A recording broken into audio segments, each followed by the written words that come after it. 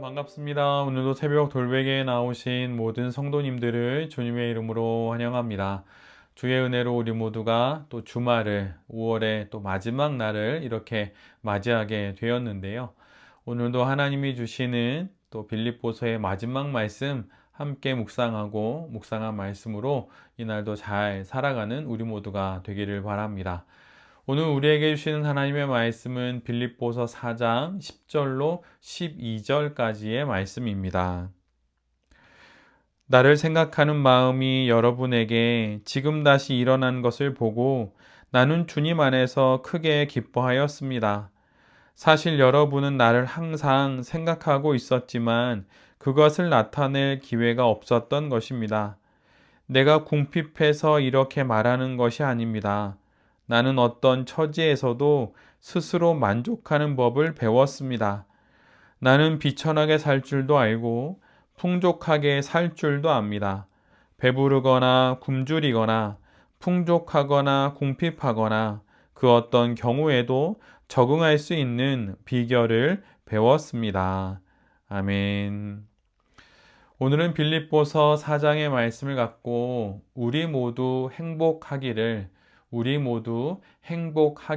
이런 제목으로 함께 하나님 말씀을 나누도록 하겠습니다. 오늘 사도 바울은 빌립보서를 마무리하면서 빌립보의 성도들에게 두 가지 신앙적인 요소를 이야기합니다. 그 첫 번째 내용은 바로 자족이지요. 사도 바울은 빌립보의 교인들을 향하여서 시종일관 자신은 지금 감옥 안에 있는 것이 아니라 예수 그리스도 안에 있다고 말합니다. 외형적으로는 자유를 빼앗긴 감옥 안에 있지만 실상은 참된 자유이신 예수 그리스도 안에 있는 그 삶을 지금 자신은 살아가고 있다고 그렇게 증거하고 있지요. 형편과 조건은 또 환경과 상황은 좋기도 하고 나쁘기도 하며 그렇게 늘상 변하지만 예수 그리스도 안에 있다는 사도 바울의 그 정체성은 변하지 않습니다. 그래서 그는 예수 그리스도 안에서 자유를 누리며 지금 살아가고 있는 것이지요. 그런데 바로 그 자유로 사도 바울이 누리는 신앙의 정서가 바로 자족인 것입니다. 바울은 오늘 본문에서 이렇게 말합니다. 어떤 처지에서도 스스로 만족하는 법, 자족을 배웠다 이렇게 말합니다. 사도 바울이 이것을 어디서 배웠고 또 어떻게 배운 것일까요? 그가 또한 이렇게 말하는 이유가 무엇입니까? 그것은 바로 예수님이 그의 모든 만족과 완전한 만족이 되시기 때문입니다. 그러기에 감옥 안에 있든 감옥 밖에 있든 가난하든 부하든 그 어떤 처지에서도 예수님으로 인하여서 완전히 만족하고 있기에 그 모든 것에 대해서 자족할 수 있는 것이지요. 성도의 자족이 바로 이런 것입니다. 그냥 이래도 좋고 저래도 좋은 것이 아닙니다. 그리고 막연히 주어진 조건을 어쩔 수 없이 또는 마지못해 수용하는 것도 성경이 말하는 성도의 자족은 아닙니다. 예수 그리스도로 인해 충분히 또한 넉넉히 만족하기에 다른 모든 것들에 대해 감사하며 그렇게 만족한다고 자족한다고 말하는 것이 바로 성도의 자족인 것이죠. 시인 우리 모두에게 잘 알려져 있는 시인인 나태주 시인이 이런 말을 했습니다. 행복이란 것을 자세히 살펴보면 이렇게 된다는 것이에요. 행복 앞에는 기쁨이 있고 기쁨 앞에는 만족이 있고 만족 앞에 감사가 있다. 자신이 이미 누리고 있고 갖고 있는 것에 감사하고 기뻐할 때 행복은 여지없이 오는 것이다. 우리가 이미 갖고 있고 누리고 있는 감사하고 기쁘고 만족스러운 것이 무엇입니까? 성도가 가장 먼저 만족해야 하는 것, 또 만족하는 것은 다름 아닌 예수 그리스도입니다. 성도는 예수님으로 만족하기에 그래서 모든 것에 자족할 수 있는 것입니다. 앞에서 말씀드린 할아버지 시인인 나태주 시인은 이제 나이가 많이 들었기에 또 여러 질문을 받고 또 그것에 대답을 해주기도 합니다. 그런데 그가 행복이 무엇입니까? 이런 질문을 받게 되는데 이에 대해서 그는 자신의 행복이라는 제목의 시를 대답으로 대신합니다.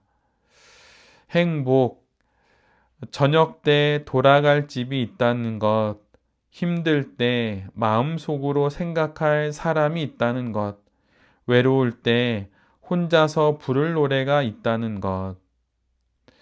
이것이 바로 행복이라는 것이죠. 그렇다면 성도에게 돌아갈 집이 무엇입니까? 그것은 바로 예수 그리스도입니다. 힘들 때 우리의 마음속에 떠오르는 이가 누구인가요? 바로 예수님이지요. 또한 외로울 때 우리가 부르게 되는 노래가 무엇입니까? 그것은 바로 예수님을 향한 찬양입니다. 그러기에 우리 모두가 행복하다고 말할 수 있는 것이지요. 우리가 자족할 수 있는 건 바로 우리가 예수님으로 충분히 만족하기 때문이고 예수님으로 인해서 충분히 행복하다 믿음으로 그 고백을 할 수 있기 때문입니다. 세상이 말하는 자족이 아니라 하늘의 것으로 만족하기에 나머지 모든 것에 대해 감사하며 자족할 수 있는 우리 모두가 되기를 간절히 기도합니다. 오늘 매일 성경 본문으로 주어진 빌립보서의 마지막 단락인 21절로 23절의 말씀을 보면 사도는 빌립보서를 시작하며 자신이 했던 말인 주 예수 그리스도의 은혜를 다시금 기록함으로 편지를 마무리합니다.